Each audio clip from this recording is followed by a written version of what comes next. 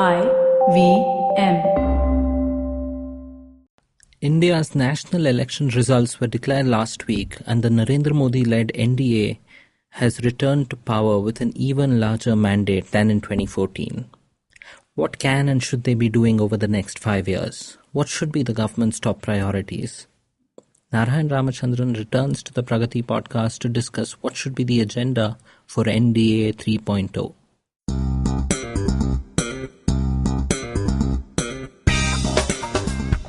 Welcome to the Pragati Podcast, a weekly talk show on public policy, economics, and international relations. I'm your host, Pavan Srinath.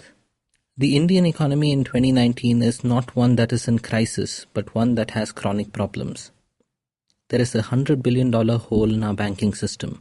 India needs to be creating 20 million jobs a year, but we are barely managing a tenth of it.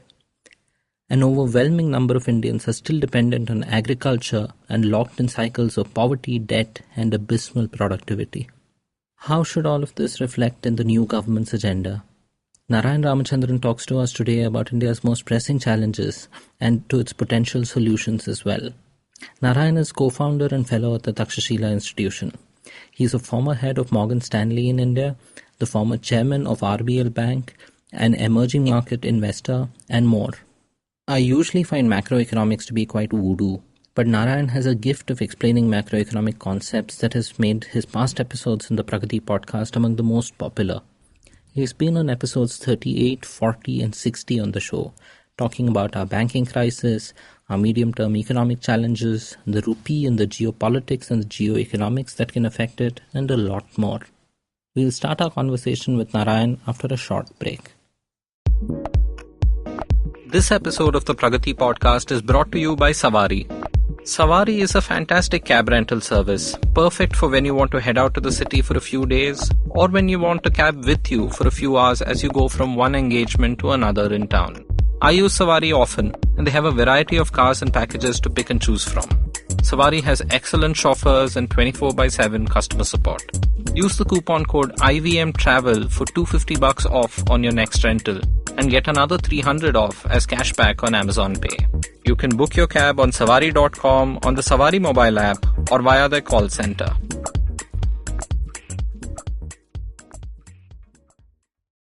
Hi Narayan, welcome back to the Pragati Podcast.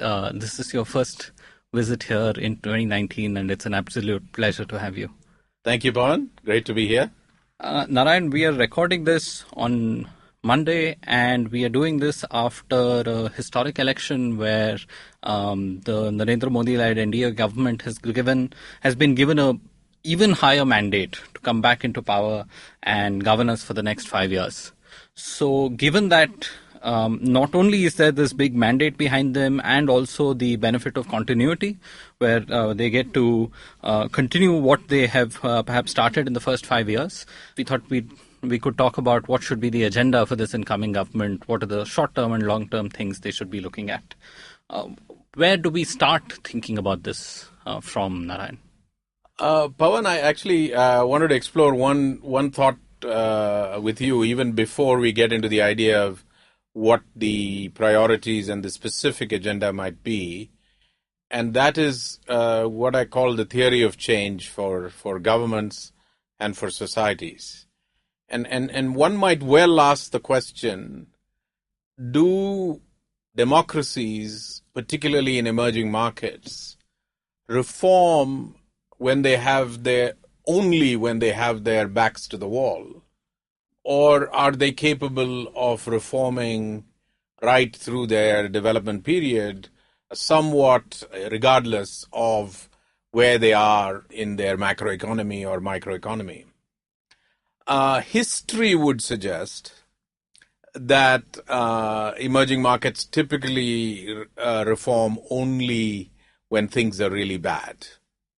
In our own history, as you know, the most magnificent set of reforms were set in place after a rather bleak period that arose in 91 with the balance of payments crisis. And it was only then that we began the process of opening up and set in place a set of reforms. Similarly, in Latin America, which has been through many cycles, The Real plan in Brazil, which sort of until this day has managed to keep Brazil out of trouble over the last 3 or 4 decades, came about only after the hyperinflation and significant default of the 70s in Brazil, and so on. So, I mean, we can go market by market and think of it. On the other hand, if you go through some of the East Asian models, you might say that, for instance, famously in South Korea, Park Chung-hee, who was actually the strong man in charge, set a bunch of priorities and simply went after them in a methodical, multi-year fashion and got there. It was not that the economy was in deep trouble.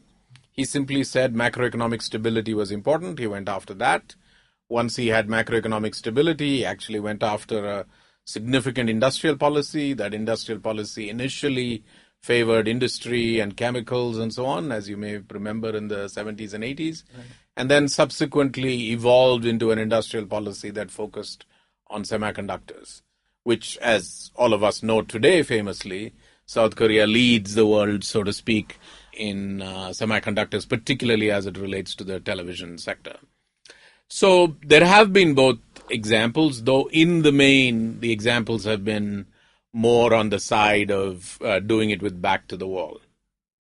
Now, this historic election comes about in the midst of this kind of question, right? Will the Narendra Modi-led new NDA government, NDA 3.0, Narendra Modi 2.0, reform when we have a slow boiling frog syndrome, as opposed to a collapse in the economy. So we have many areas of concern, banking being one, but we can talk more about that in a second.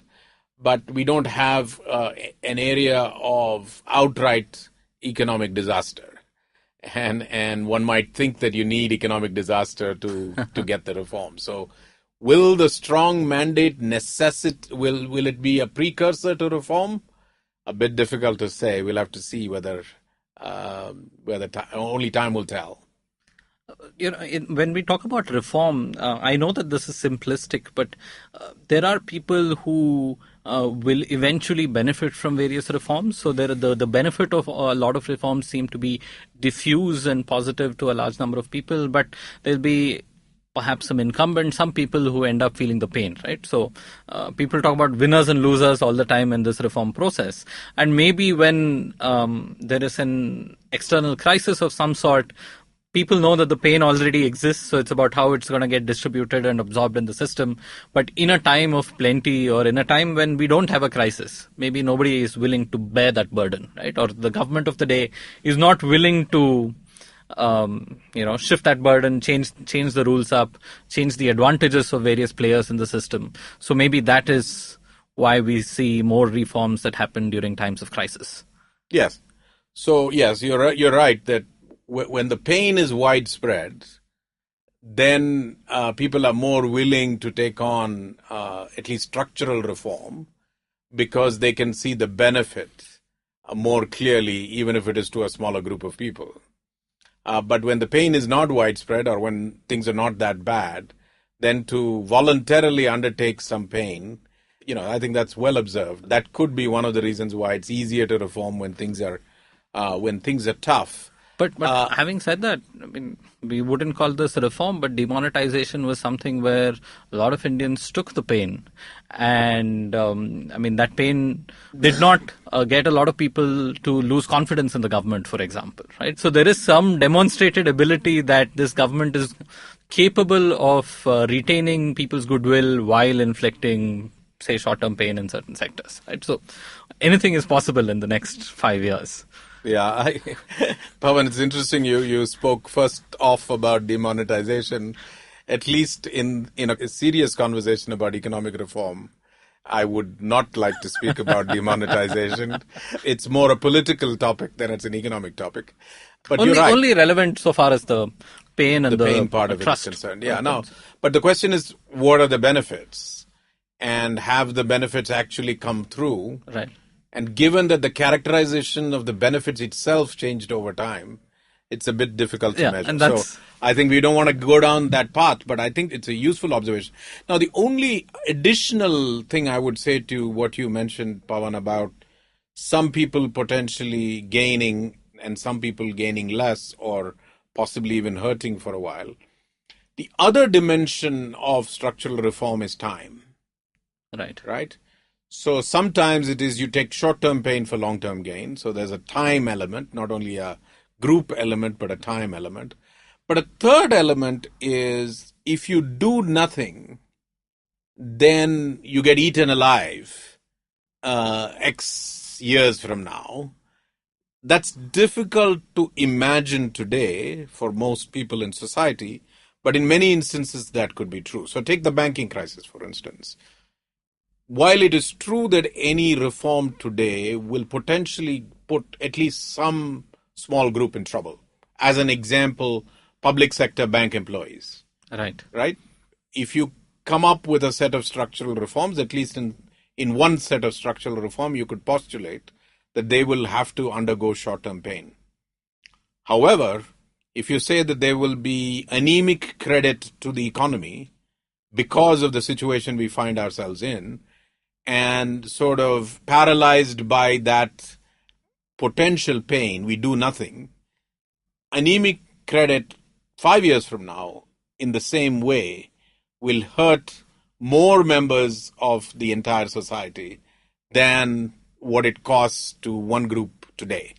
So I think it is this, the greater good of the greater many argument or analysis and perception that any government, particularly one that has won such a strong mandate, needs to weigh in its approach. Because if it's analysis paralysis on a variety of things, there's always will be winners and losers. There may be losers today, etc. But so long as the reform makes long-term sense, you have to weigh the benefits, the pros and cons of it properly, and then use the political will in order to implement it. That would be the way I would think about it.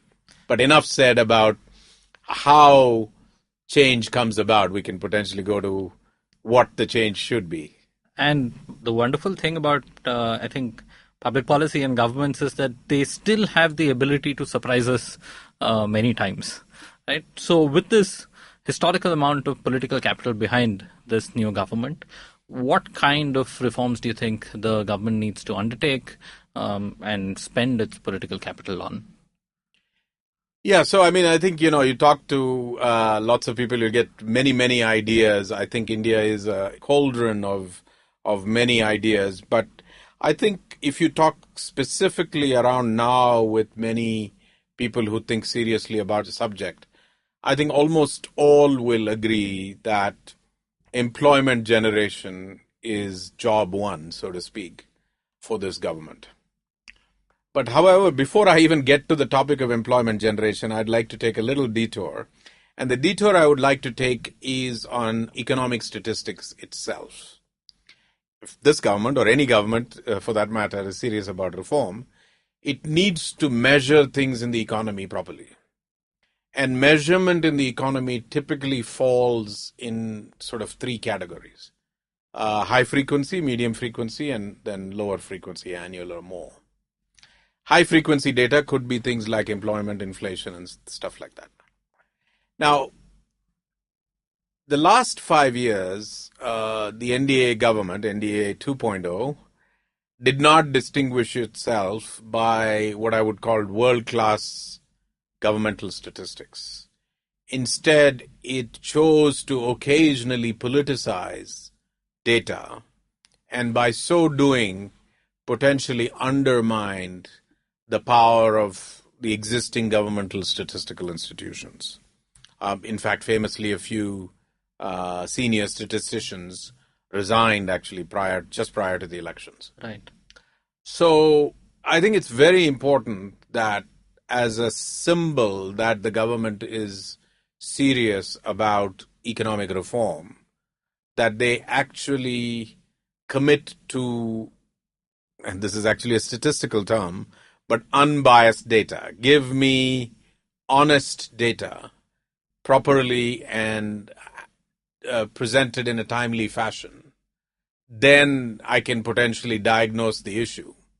It's a little bit like if you investigated a patient and they had some complaints, but the blood pressure and the blood work and the CT scan were being manipulated by the radiologist in order for the radiologist to look good, Right. then you wouldn't be able to tell what the accurate diagnosis of the patient was. And so I think it's imperative that the new government, NDA 3.0 as we're calling it, commits to honest, transparent, high-quality data. Staying on that topic for just a minute longer, bizarrely, the very first decision, you can think of it as a decision, of this new government happened on the day after the election results were announced and prior to any new cabinet. And that decision, believe it or not, was the combination of what was called the Central Statistical Office with the NSSO into one new office under the Ministry of Statistics called the National Statistics Office. I actually think that, as is the standard in, for instance, the United Kingdom and Australia, this statistical office should report to what in those countries is called a bipartisan body. But in India, it could potentially report to Parliament. Right. And in that sense, be a little bit more neutral to what it's doing. The other thing that needs to happen with the National Statistical Office is that it needs a graft of high-quality talent. And India has absolutely world-class statisticians. The Indian Statistical Institutes, which many people don't know about, but in my view is as good, perhaps even better in some instances than the IITs and the IIMs, produce truly first-rate statisticians. And so we have no dearth of talent. And we have a long history, right? The National Statistical, the NSSO has been running. I mean, it was quite a thing when it came out. It was the first of the kind in its world almost. And it's been around. Certainly at its scale it is. Yeah. And I don't know, do you know who actually implemented some of that? This was Mahalanobis? Yeah, it's PC Mahalanobis. Some may quarrel with his economics being a little left of center. But regardless of that affiliation, if you simply went by the statistics of what he did, he was an ISI product. And certainly there could be no quarrel about how good he was on the statistical side of his function. And so I think, we need to modernize what we're doing. We need to use more technology. We need to go more granular as well, right? For example, if we really want to know how the Indian economy is doing, we should probably know how well the Bangalore economy is doing, right? I mean, we don't have a growth rate for Bangalore's economy. And probably if India needs to grow at 8%, Bangalore probably needs to grow at 12%, 13%, once you include the population growth and more. So if 1 year that growth is half of what it was last year, that has big implications. And currently we can't even diagnose such issues, right? That, this year AI is becoming more mainstream, so the IT sector in Bangalore is suffering. We don't know how to quantify the impact of something like that. And so if we can't diagnose that problem, if we can't measure it, then we can't do anything to fix it. So cities are a topic for another discussion, Pavan. And India. But that's the direction in which we need to be going. I think that's the direction we need to go. But as you know, the least powerful political position in the country today is the mayor of a city. Right. So there's all kinds of political and financial devolution issues related to cities in India. But the point you're making, which is that we need to peel the onion and then put it back together again in order to understand statistics.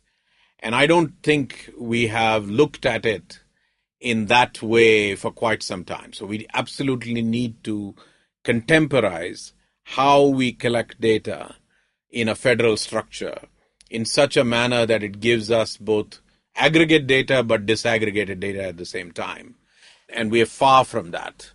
And so in a way, talking about economic priority in the absence of credible, transparent, unbiased, world-class data is a bit like shooting in the dark and hoping to hit whatever you're trying to hit in the dark. I'd much rather do it, in daylight, and it's tough enough when you're shooting a mile away, that you do it in proper light, and with the proper tools. So I think it's even before we get to economic priorities, we need to get to the topic of economic data.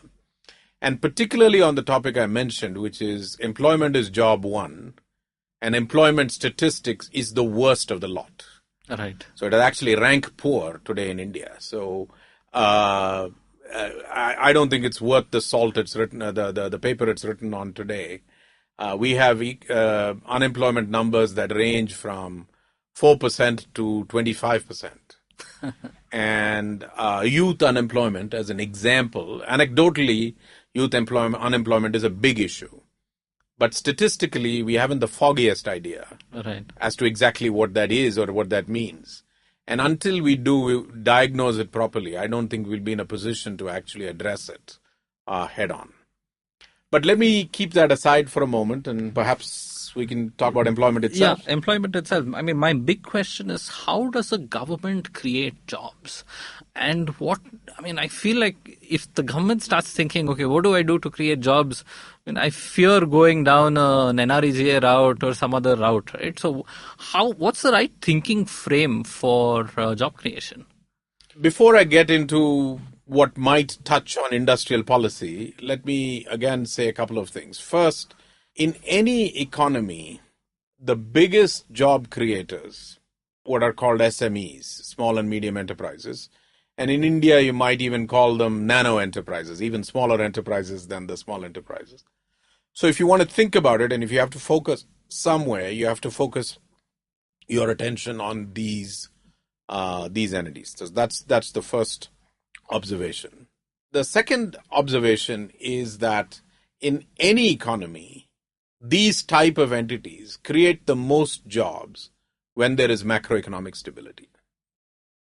I think this is one area we have actually made progress in the last even 5 years, but certainly over the last 10 or 15.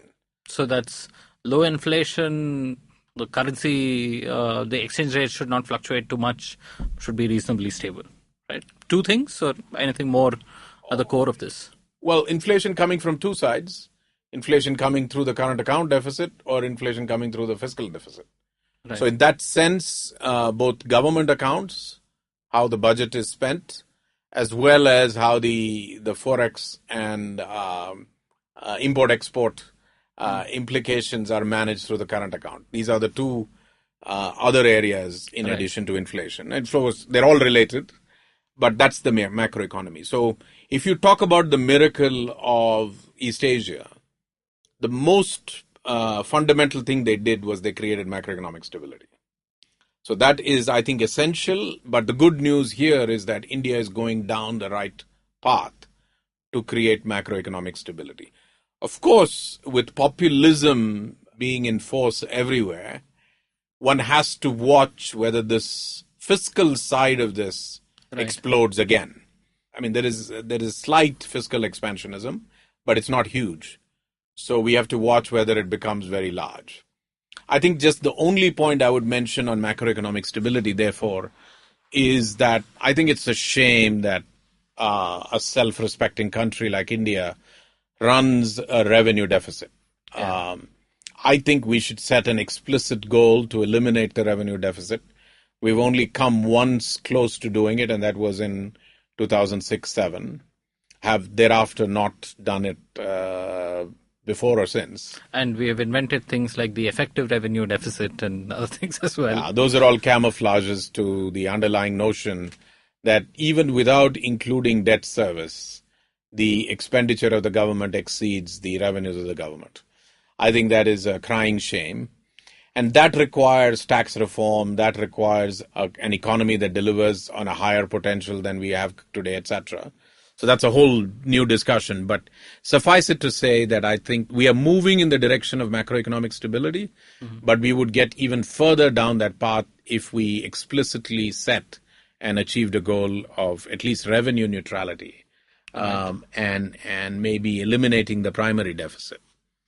Fiscal deficits itself can be carried for a little while longer if they are moderate and they're managed. Right. So India can manage a 2 to 3% federal fiscal deficit for a long time. But I would strongly recommend that we maintain a zero primary deficit.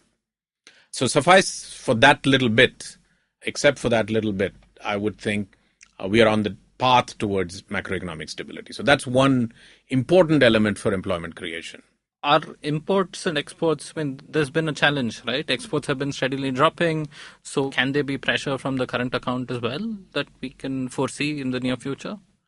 Yeah, India's balance of trade is an issue in general, right? And it's become worse, right? Yeah, well, it goes up and down. Today, the current account is negative 2%, which for a growing economy is manageable. It mostly swings on oil price. Right. But even more than just a numeric swing and the actual quantity of the deficit, it's what we call terms of trade, right? So, for instance, India's bilateral trade with China is the fastest growing bilateral trade it has with any country. However, its terms of trade with China are pathetic for India. We export unfinished goods and we buy finished goods from China. And we need much more balance in that relative finish, if you want to call it that way, right? Where we also export more, say, software, for instance, to China and less iron ore. And China exports fewer toys and potentially more rare earths to us, right? So the balance on the terms of trade needs to be swing a little bit more in our favor. And the only way we can do that is by upgrading the value content of our economy. So yes, you could potentially get pressure through the current account. One, if oil prices go off kilter. But two, if India doesn't continuously upgrade its value content in the economy, and in terms of trade with many economies turn adverse, then we will have a problem. But it's not a large problem, right? But it could be an evolving problem as India's both imports and exports go up in magnitude terms. So supposing all of this is stable, it's happy, it's being managed. Then the last bit is credit, which is itself related to another major area of reform that we'll come to in a second, which is the banking sector. So if you have macroeconomic stability, if you have some form of credit flowing, particularly to SMEs, then you can have employment generation primarily through the private sector. The private sector will invest and will grow because it too can see that the economy is growing from 2 trillion to 3 trillion to 4 trillion. And somebody has to provide the services and the goods related to $4 trillion economy. Right. And the delta itself is bigger than the level of the economy that we saw from only a few years ago. So the private sector will step in once it has stability. However, the government, even before we get to the idea of industrial policy, can do a couple of things. And the most important things that the government needs to focus on, in my view, is that the entire chain of streaming high school students into the vocational stream, so essentially sort of allowing people to select which way they're headed, either they're going academic track or vocational track. That's number one. Number two, dramatically upgrading the vocational content that we have today, primarily delivered through ITIs. Which is stuck in another era. Stuck in another era. It's not contemporary. Doesn't have scale. Doesn't have scale. Doesn't match people to jobs. So it's actually a failed proposition. Now, do you reform ITIs or do you blow them up and start again? A long topic. But whatever it is, it needs to be fixed. So I would say one major area the government can play a role is fix the vocational training stream. And that is filtering people into vocational training, fixing the vocational training system, and then allowing the vocational training system to be contemporary and jobs oriented. So that's one whole idea. Could you give us a picture here of, when we talk about vocational training, example jobs that people will be doing at the end of something like this that we need in large numbers? I mean, you name it. I'll give you an example, and this just comes from my home. My dad used to be on something on a home respirator. The home respirator requires once a day specialist respiratory technician to come by and actually set certain parameters on the ventilator in such a fashion that it actually works for the patient. Many people don't know the profession exists. Right. Even if you know it exists, you don't know where to go to study it. It's not available systematically. Most people just learn it on the job in one hospital or another. And it's not systematically taught, it's not systematically employed, and there's no systematic career path. And this is just one random example in a healthcare chain. There are so many examples in healthcare, in IT, in any of these modern, take voiceovers. I mean, in today's world, voice as a method of content creation is an excellent opportunity. How many people know it's an option? People fall into it. Right. And everyone wants to be an actor, but this... Yeah, and this is just a fine way, and some people have a powerful, highly articulate and communicative voice, but they don't even know that this is an option that exists for them, and it's very difficult to train for it. And these are the kinds of jobs that will increase in number as the economy becomes more complex and as wealth increases. Right? Yeah. Take social media. Every company I know that I'm on the board of is struggling on how to manage its social media content and how to respond and be present and so on social media. Yeah.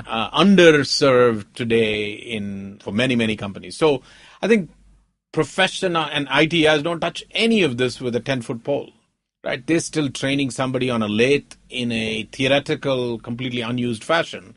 And at the same time, Toyota Kirloskar in Bangalore doesn't pick them up because what they have trained in ITI doesn't work for a modern semi-robotic automobile chain.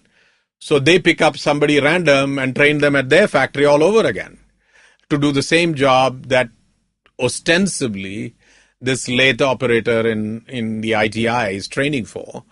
But so you now have a lathe operator who's trained on an analog lathe from the 1960s. Right, the stuff that we'd have in our engineering college. Years and years ago, yeah. Which was obsolete then. So if you do it now, it's definitely obsolete. It's sort of like firing with an SMLE 303 today, right? It was obsolete in the Second World War. And yet most of our Chaukidars who are allowed to carry a weapon carry this SMLE 303. It's meaningless. It makes no sense against AK-47. So even in that function, right, where you might have, say, a private sector security unit that is, defending, protecting someone, if you don't give them the right tools and the right training, right. It doesn't quite work. So you can pick function after function. The ability for our vocational training scheme to train, there is a problem, is who pays for this training. We won't deal with that topic today, but it's an important problem. But that should not hold up, the fact that we need to contemporize vocational training. First make aware that there is a choice, not look down upon these people because they haven't stayed on the academic track. So we now have underemployed academics, right? Because you get a degree in whatever you're getting, and then you end up as a sales clerk in a grocery chain. That's underemployment. You don't need to do that. Whereas you could go down a vocational path and potentially do better for yourself financially, and certainly better for yourself in an emotional and self-esteem sense. So I think vocational training is the second part is apprenticeship. India, for its size, has a pathetically small apprentice program today. And it's partly because of the way the laws are written. Apprentices have historically in India been treated as employees. And because they're employees, they need to be, ESI and all of the benefits that are given to employees. And that makes it cost prohibitive for employers to try them. And therefore, the program has been dead on arrival for the last 30 or 40 years. Now the laws have changed on apprenticeships. And finally, you can actually, on a time-bound way, engage apprentices in a manner in which it is actually financially viable for the employer. So I think the government can do a lot to popularize the fact that the laws have changed and encourage established companies and SMEs to take on people on an apprenticeship program so that they learn on the job in a manner in which it is affordable to employers. So I think these are two big areas of government action that could dramatically change employment. A third area, before we get again to industrial policy, is that government can obviously balance away from government consumption towards government infrastructure. And the more government balances towards government infrastructure, the more the ability for employment, whether that's just in the construction area, right, or whether it's building new airports or new ports or new highways. I mean, India needs new infrastructure. In pretty much anything you can imagine, it needs new infrastructure in. And some or a lot of that can come from government. But given that resources are stretched, that will have to come from a balance away from government consumption, right, towards government investment. So that's the third area. The fourth area for employment is industrial policy. And of course, it's controversial as to whether a country should have industrial policy or not. But I think at least... But tell me what it is. Is the idea of industrial policy that the government places bets on certain industries and provides infrastructure and policy to promote certain industries? So is the government like trying to pick winners? Is that what it is? Yes, in a way that's what it is, right? Which is but the government doesn't do that in a vacuum. Sure. The government, I mean, just for a moment, let's take another detour and let's think about the Olympics. And let's say India wants to get a medal, right? Let's just say the whole nation is organized beyond getting one medal that it didn't have before. Would you start in something where you had absolutely nothing at all, no history, no people, no talent, say synchronized swimming? Or would you start in wrestling or shooting or badminton, where India has demonstrated at least reasonably good international success? The simple answer is, of course, you will start where there is some... So it is in effect, to use the Olympics example, it would be similar to us investing in wrestling, badminton, shooting, boxing, hockey, cricket, kabaddi, etc. Where you visibly maybe see middle potential. Distance running, if you want to get really particular, right, rather than short or long, right? Whereas India has had reasonable success. Maybe women's athletics slightly more than men's athletics, where India has had success, and so on. So you could potentially say, without being ultra narrow in your definition, like we will only pick, one thing, you could say we'll pick a bunch of things, and then we will do a few things in order to actually deliver on an objective. So in a manner of speaking, that's what industrial policy is. That's what Korea famously did in the 70s with respect to its chemical technology first. And that's what Japan's MITI does, and so on. Now, to some extent, every country has either a stated or an unstated industrial policy. So the United States, which would cringe at the idea that it has an industrial policy, in some manner does when the National Institutes of Health and the DARPA, which is the organization that comes from the Information Services Organization related to the U.S. military, funds a bunch of projects, right? And those projects famously created the internet, for instance, right, but could create other new innovations. So industrial policy comes in many forms. And that is one such form. So, for instance, India could create an industrial policy that at least modestly favored putting small satellites in space. That's the strength that ISRO has demonstrated.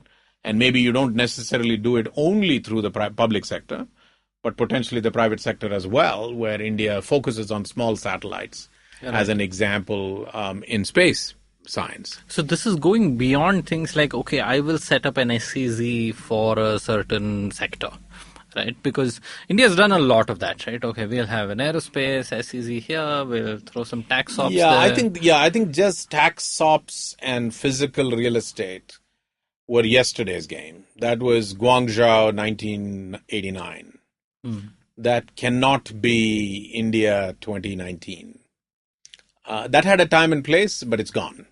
Okay. Today you need route to market, you need legal help, you need social media help. So you need to create a clustering effect of the hardware and software that will deliver product to market, right? Take crafts in India. India, as everybody famously knows, has got a spectacular and diverse array of crafts. But making a marble Taj Mahal for an audience that doesn't want marble Taj Mahals is useless.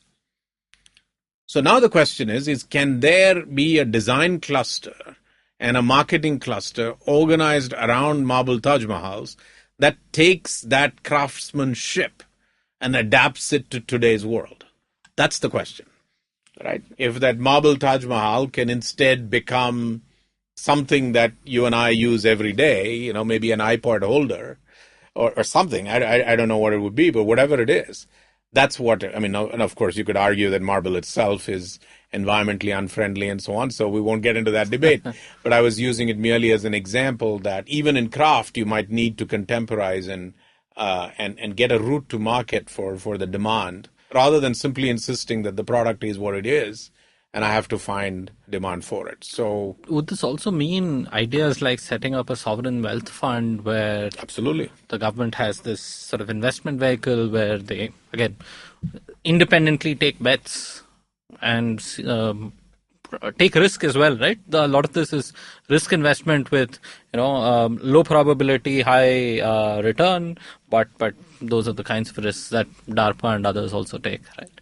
Yeah, now, I think this is now where we cross into the territory of controversy for two reasons. One is India in a position to fund these sovereign wealth funds and use those sovereign wealth funds to make capital allocation. So the controversy on capital allocation, on industrial policy comes when people say the governments around the world have demonstrated a historical inability to allocate capital properly.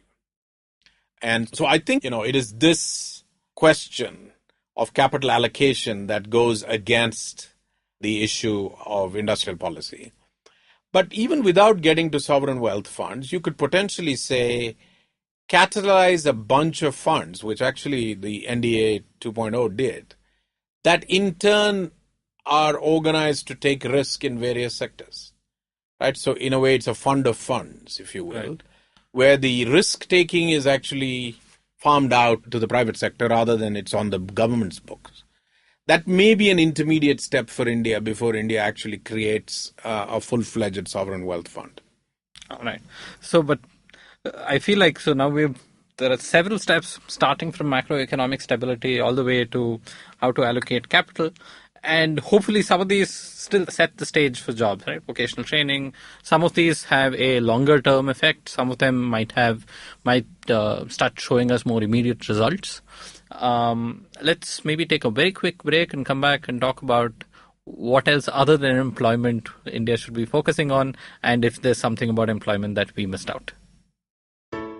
Hi, everybody. Welcome to another incredible week on the IVM Podcast Network. If you are not following us on social media, please make sure you do. We're IVM Podcast on Twitter, Facebook, and Instagram. A couple of messages up top. First, we're hiring right now. We're looking to hire a producer. We're looking to hire copywriters. We're looking to hire an audio engineer. We're looking for web developers. We're looking for business people. If you're looking to work at IVM, which in my opinion is probably one of the best places to work at, then please do send us an application. Also, please do download our app if you're not listening to it on our app. Our app is available on the Play Store. And I also want to thank our sponsors this month, Savari, Storytel, and Paytm Money. Thank you very much for supporting us.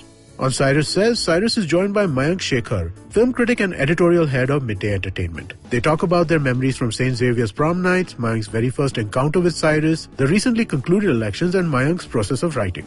On the Filter Coffee podcast, Ronnie Screwwala joins Karthik Nagarajan to talk about his early days as an entrepreneur and what has kept him going during adversities. And if that's not enough Ronnie Screwwala for you, listen to his podcast, the Ronnie Screwwala Podcast, where Ronnie talks to me about the benefits and disadvantages of being an outsider, building a brand identity, and the learnings from collaborating with business giants across the world. On Business.next, Govindraj Athiraj is joined by author Jason Jennings. They talk about the key ingredients that are crucial in building a high-speed economy. On Geek Fruit, Tejas, Alika, and special guest Ishan Krishna of Bhayanak Maud go down nostalgia lane and discuss the world of Pokemon, including the newly released Pokemon Detective Pikachu. On Simplified, Chuck, Narayan, and Shrikeet discuss the origins of the Yeti, Loch Ness Monsters, Bigfoot, and other cryptic creatures. On States of Anarchy, Hansani's guest is Benjamin Katzer-Silverstein. He's from the Foreign Policy Research Institute, and he busts myths about the Democratic People's Republic of Korea. And with that, let's get you on with your show. Welcome back to the Pragati Podcast. I'm Pavan Srinath and I'm here with Narayan Ramachandran, and we're talking about what should be the agenda for the next government of India. Narayan, we've spent the bulk of our conversation so far, one talking about how reforms happen, how we need statistical information systems in place properly, and about the biggest challenge, which is employment. But there are other fires that are burning as well. And one, the big one, and we've discussed this in the past as well, is banking. So how should we look at the next 5 years and what we should do with banking reform, and what's happened in the last 5 years? There were some positives on that front, right? So yeah, banking is a big area of reform, mostly because we now have inherited, once again, a banking system that is sort of perfect for the 1960s and 70s, but not perfect for the 21st century. So this idea that a country as large and diverse as India needs both a very large nationalized banking system, number one, and number two, that 40% of the total banking system needs to be organized towards priority sector loans. I think both of these will be subject to change over the next 20, 30 years. It's simply obsolete for the economy that India will become. And therefore, how that is to be reorganized should be thought in a long strategic arc. Of course, that long strategic arc needs to fit into a much shorter strategic arc, which finds ourselves in pick $100 billion sort of NPA hole at the same time that we are on the verge of entering Basel III in terms of capital adequacy and so on. So we have a 5-year problem and a 25-year problem, if you want to think of it that way. And both sort of indicate that we'd better get on with this idea of denationalizing the banking sector. Now, whether we denationalize every bank or not is a matter of discussion, but we certainly need to begin the process. Now, most people have spoken about banking reform as essentially a fix on the equity capital, given how poorly the loan side of the balance sheet has done. But I think that is only part of the solution. The real problem and the real culprit, if you want to put it that way, is that the governance system for public sector banks is hopelessly inadequate and seems unaccountable to anybody, not accountable to the people, not accountable to the markets, and not accountable to government. And therefore, it is sort of, there is political interference, which it takes it down one path, and then you get these NPAs every 5-10 years, and that simply doesn't cut it. I think the first thing that we need to do is to separate the ownership of these banks from the government. So even before you go into privatizing, just carve it out and put it into an ETF, for example. And that way you can create an empowered agency that then looks after this ETF. So in a way, it's at least putting a moat around the banks saying you can't touch these banks. They are no longer governments. Yes, you own a financial interest, but you're not the equity owner of the bank in the classic sense of the term, which is directing the bank to do this or that or the other thing. So the fiduciary responsibility becomes the objective of this other entity, no longer the government. Correct. Government is the ultimate owner, at least until the ownership is transferred. Right. However, government is not saying, give me this dividend this year, that dividend next year, or lend here, don't lend there. All those you put a little wall around, and you allow this meritocratic, talented agency to actually manage this ETF. That's number one. Number two, again, as a symbol more than anything else, I think they should privatize IDBI. IDBI is privatizable, if I can call it that way, because of all the public sector banks, it's actually the only one that is actually a private limited company. Okay. So in fact, there is no regulatory reason not to privatize IDBI. You actually have to change some regulation in order to privatize the other banks. Okay, what are they? They're not private limiteds or public limiteds? They are actually government limited companies. So they are owned by government. Okay. And SBI, as you know, has its own act. So Right. there's a SBI Act that is separate from all the others. Of course, there's been a little bit of consolidation there, where all the mini SBIs have been merged into the SBI. 5 or 6 of them have gone into the SBI, which is a good thing. And we have also seen, I think, Vijaya Bank and Dena Bank and Bank of Baroda merging into one. So there's some consolidation that has taken place. So that's a good thing. That's a good thing. Let's say it's not a bad thing. I don't know how good it is. It partly depends on how well people. But in the sense that the 3 of them were not adding value, it's better to be 1 than 3. In that sense, it's good. But putting 3 weak banks together doesn't necessarily make a strong bank. So consolidation's okay, but not great in this context. Not the SBI one, the others. So that said, I think if IDBI as a symbol can be privatized. Now, RBI did a typical Indian thing. Again, not so long ago, in March of this year, they declared IDBI a private sector bank. Okay. You know why? Because LIC owns their shares? Exactly. So LIC owns now more than 50% of IDBI. And by a stroke of the pen, because of that, RBI said, now you're a private sector bank. I don't know whether that means it's a precursor to true privatization or not, or it's just a fig leaf. But the RBI did that. So we'll have to wait and see. But I think as a symbol, now the typical things have started. Pressure has started from IDBI employees saying they need to be allowed to be transferred into the other banks because they will lose their governmental seniority and so on. So back to a question you had asked earlier in the podcast, Pavan, about how reforms affect some people positively and others negatively. I think it's important to actually think through that. And if a bunch of people are going to be affected negatively, then design a proper system to cushion that negativity. I think it's important. Right. Because that is where you get the backlash against any reform move. Right? It's easy to understand in the context of a dam, for instance. Right? If you're building a dam, you're going to displace a bunch of people. Now, if you don't take care of those people properly, then forever they are going to be against the concept of the dam. Right. Now, the dam may or may not be a good idea. That has to be evaluated. But once you've decided to do it, you need to do the right thing by these people and put them in proper accommodation and give them livelihoods and so on. In the same way, I think if you're displacing former government employees of IDBI, then you need a proper scheme to ensure that their interests are taken care of, but in the new construct that it will be privatized. Right. You can't keep all the constructs open in such a manner that they are appeased. They have to be heard, but not appeased, which is a non-trivial project. but has to be done. But India has done this before in the banking sector, right? In the 90s, late 90s, with computerization coming in, the golden handshake that was offered to so many bank employees was reasonably successful. And that's a VRS kind of system, a voluntary retirement scheme. So you have to do a package of such things. A voluntary retirement scheme would be one thing. A reassignment scheme would be one. Potentially a transfer scheme could be another. So it might be many of the above kind of answers, but whatever it is, you thought through and do it.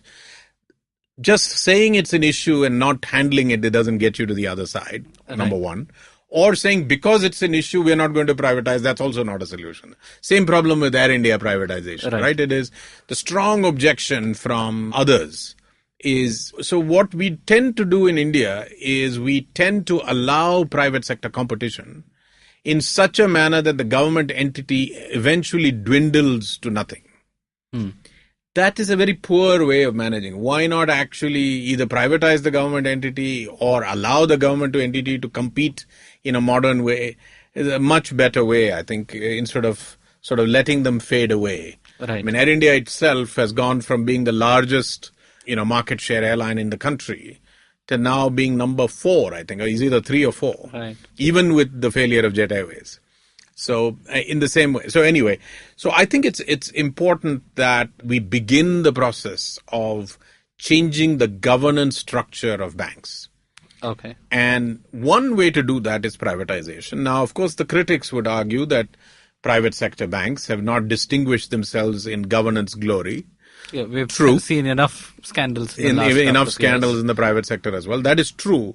But that doesn't negate the fact that a proper regulator with an independent board is still the least bad way of organizing this thing. And therefore, I think we have got to give it a try. So does RBI need much more sophisticated regulatory ability as well?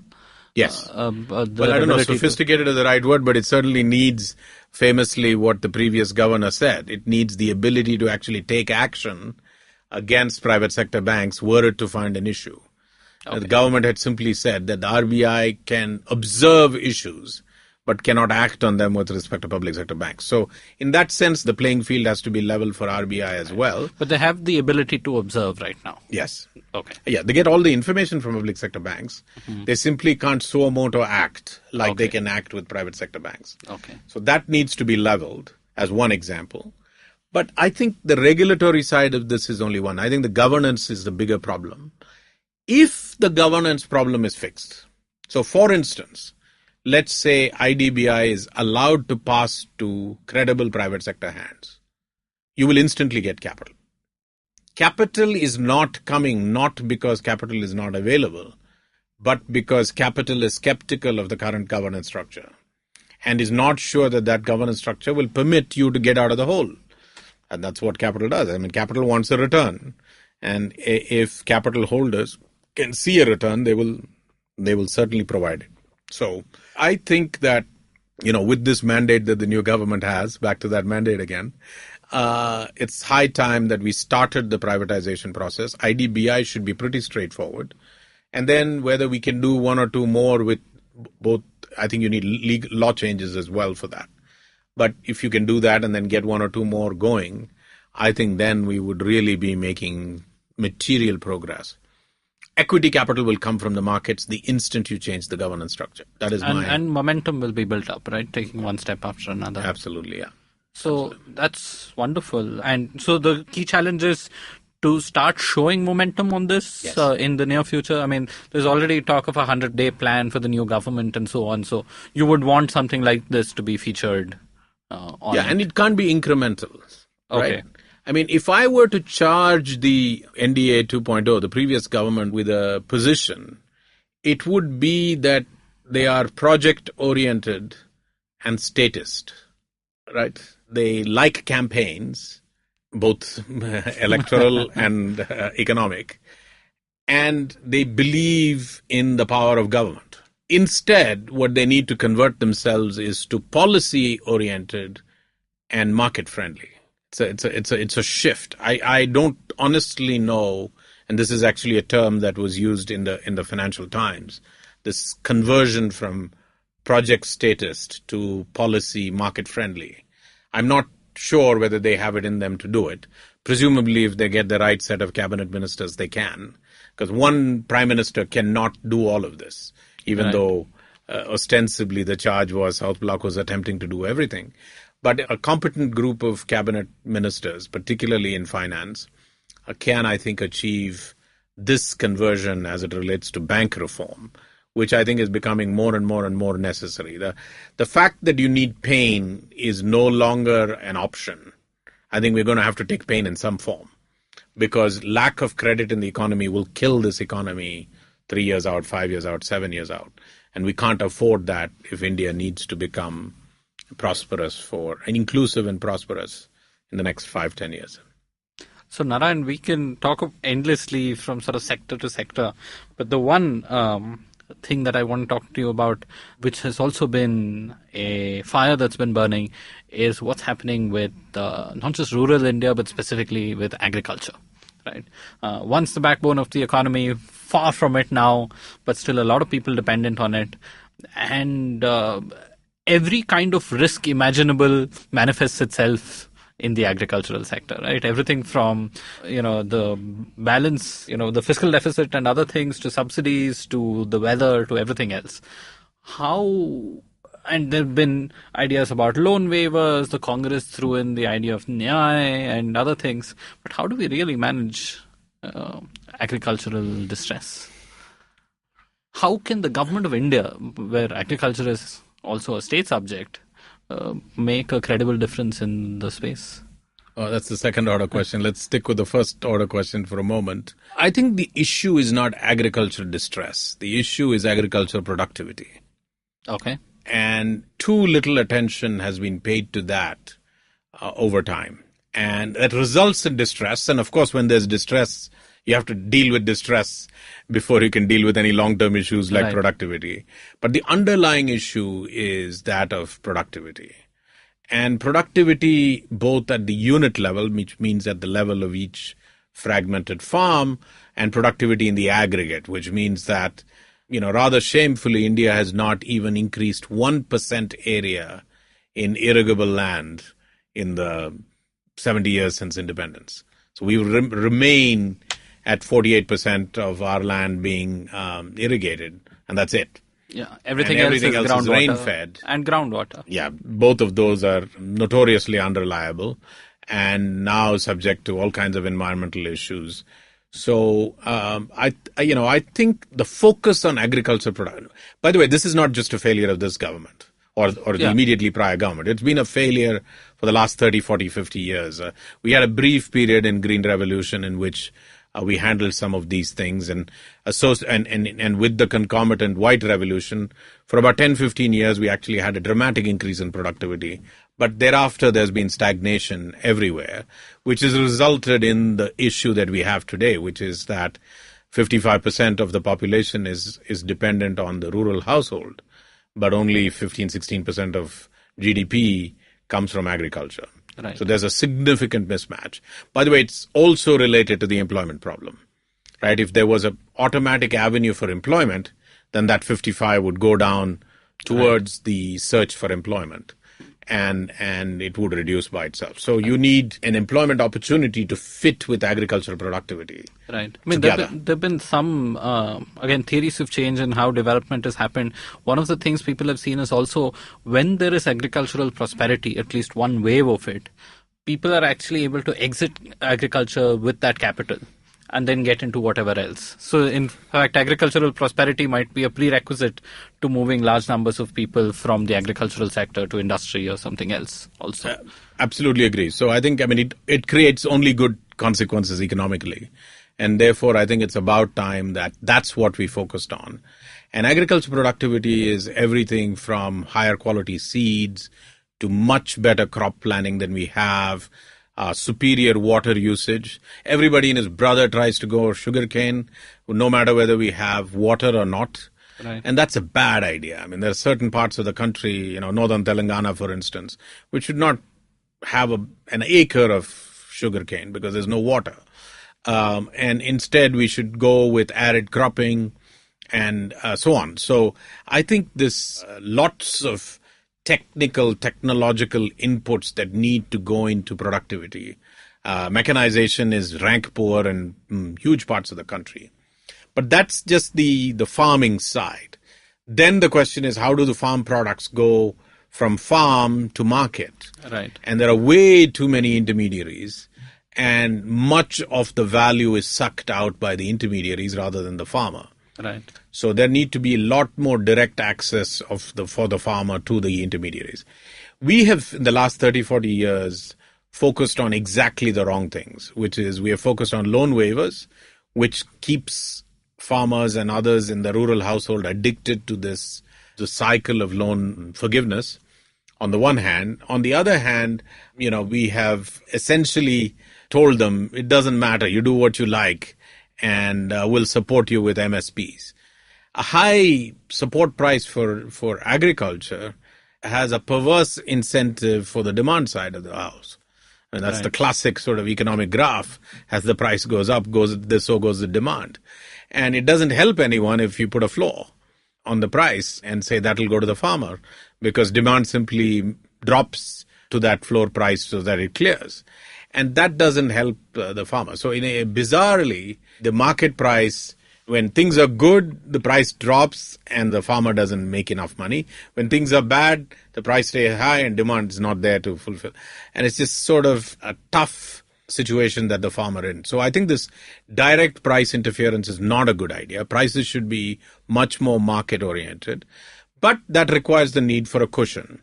So in that sense, I actually prefer the NDA model to the Nyaya scheme. The Nyaya scheme was across the board. Right. And to many, many people. And it was debatable whether we could actually fund it. But the NDA scheme is specific to farmers and is an attempt to cushion a change. Now, of course, the NDA has not spelt out the change. So in that sense, it's flawed. Right. But it allows the opportunity for creating change. And that's why we should actually have, it's certainly not universal basic income. It's right. Basic income to farmers. So it's a very targeted idea. But basic income to farmers must come together with agriculture reform, because that's what it allows the opportunity for. So far, our imagination in agriculture reform has been very poor. And I think if in the next 10 years we don't make that a priority, I think we will not be doing the right thing for our farmers and our rural households. And they represent, 50-55% of our population today.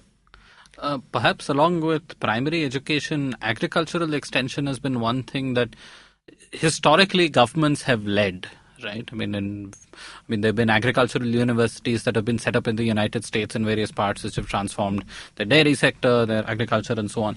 But so that is the key challenge, right? Independent India after the 60s has not been able to provide agricultural extension, which is the right cropping, the right things, and then allowing markets and others to be able to provide those goods and services that farmers need. So, but that's big, right? I mean, this is not something that India is changed its policy significantly in the last few years. The only good thing I think over the last 5 years has been market liberalization. So the old monopoly that APMCs had, I think they've started to bite them at the edges. I think Karnataka has done quite a bit, and there's at least been an intention to move towards the national agricultural market, right? So hopefully, if that is continued, that's at least one part of this agricultural reform. Yep, agreed. I think, but we need to do a lot faster than we are doing currently on agriculture. And so in summary, Pavan, I would say, there's loads of priorities. Right. But the whole point about prioritization is to leave something in and leave something out. Otherwise, you'll try to do everything and do nothing in the bargain.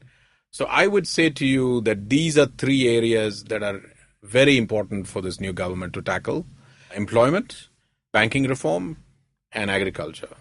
And if they make a serious dent in these three, particularly in the first 2-3 years of the administration, I think then India's road to middle income will get a lot easier than it currently looks.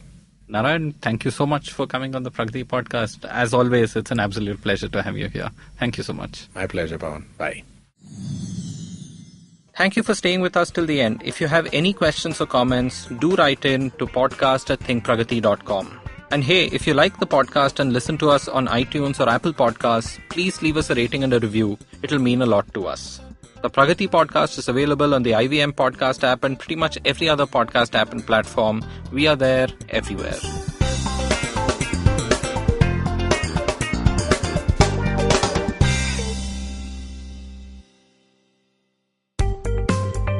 Hi, my name is Anubha Gupta. I'm B50 on Twitter. I am the host of Paisa Vaisa, the show that talks money.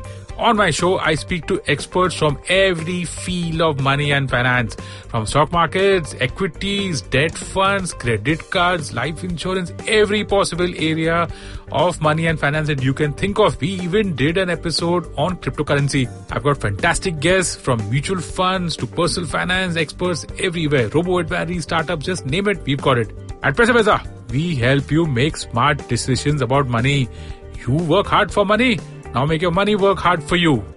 New episodes out every Monday, and you can listen to my show on the IVM Podcast app or any other podcasting app that you have. Paisa Vaisa is brought to you by Paytm Money.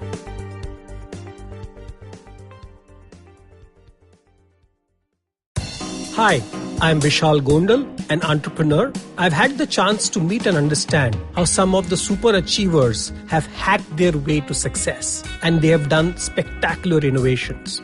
Now I take a closer look at these people's lives to find out what lies beneath the force, only on the Vishal Gondal Show. Episodes out fortnightly on Wednesdays on the IVM website, app, or your favorite podcasting platform.